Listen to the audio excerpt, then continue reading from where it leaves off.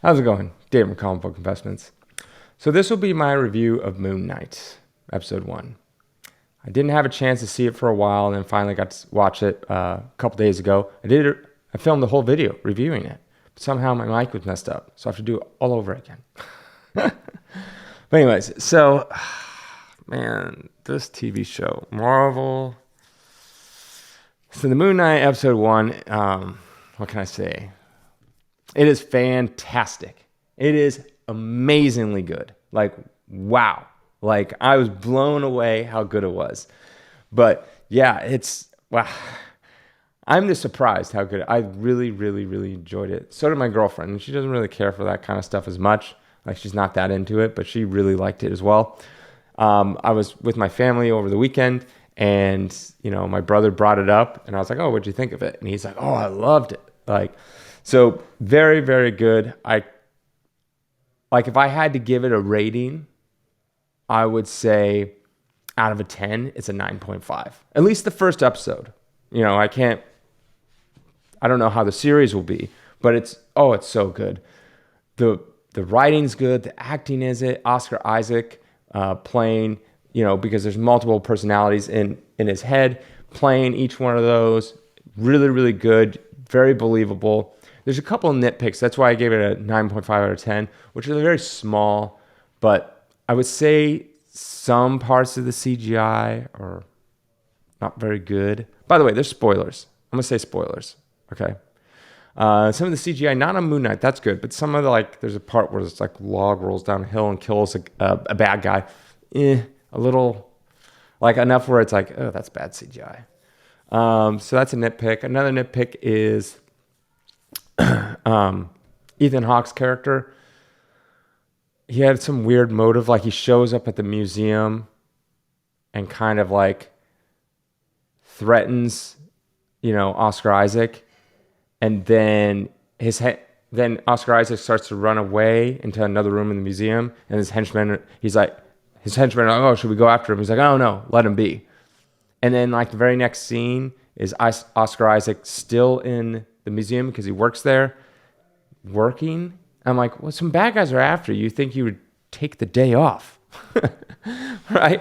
And then because the very next scene is the hotel now closing, because the first scene with Ethan Hawke was the museum was opening. And so then Ethan Hawke instantly comes right back again. So it basically shows up in the morning, and then he's tells the henchman, oh, there's too many people around kind of thing, I guess, and we'll show up later. But it's the very next scene. So it doesn't feel like much time has passed. It feels like Oscar Isaac just went in the other room, and then Ethan Hawke shows up again, even though he just told his henchman, oh, no, let's let him be. I don't know. It was weird. I don't know. Maybe there's probably there was a scene and they cut it out. So now it's just it's weird. But anyways, the nitpicks. That's what I'm saying. Nitpicks.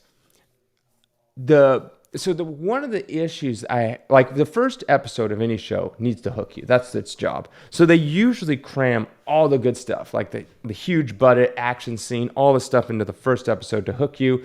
And then the other episodes are lower budget and kind of more character development and a lot slower paced. But I found one of the most interesting parts of the Moon Knight episode 1 was the slow bits.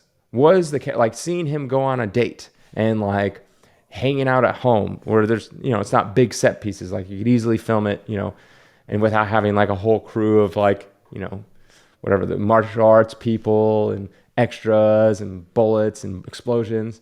So I found those parts actually very interesting. So that's good, because then going forward, it's going to be mostly that. There's, there'll be $10 million for a 5-minute fight scene. And now it's okay, now you got $1 million to do the rest of the show.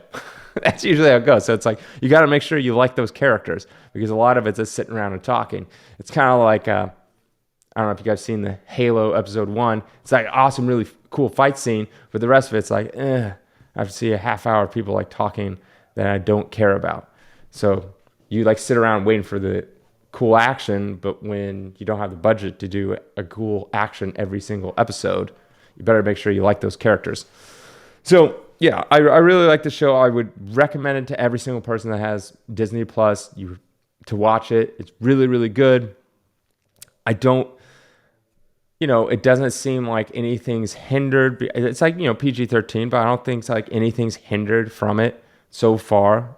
I don't feel like the PG-13 is, holding it back at all. So that's fine. Yeah, it's just really good. I would recommend it. I don't know what other YouTubers are talking about, if they like it or not, but from what I gather, I think it had like an audience score of like 90% or something on Rotten Tomatoes. So it seems like people generally like it. I definitely really liked it. Looking forward to the second episode. I really, really hate how back in the day, it used to, every week you had to wait for the new episode on TV. And then Netflix comes around and like, we're going to drop the whole thing so you can binge it. I liked binging it.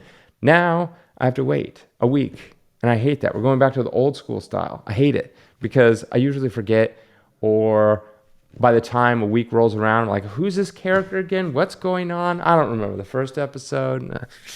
So, or like you have to remember something, like you're on episode 6 and then you have to remember something from episode 1. I'm like, that was almost 2 months ago. Like, so I really don't like that. I hate how we're going back to the old school, but whatever. All right. Let me know what you think, if you've seen it or not, and have a good day.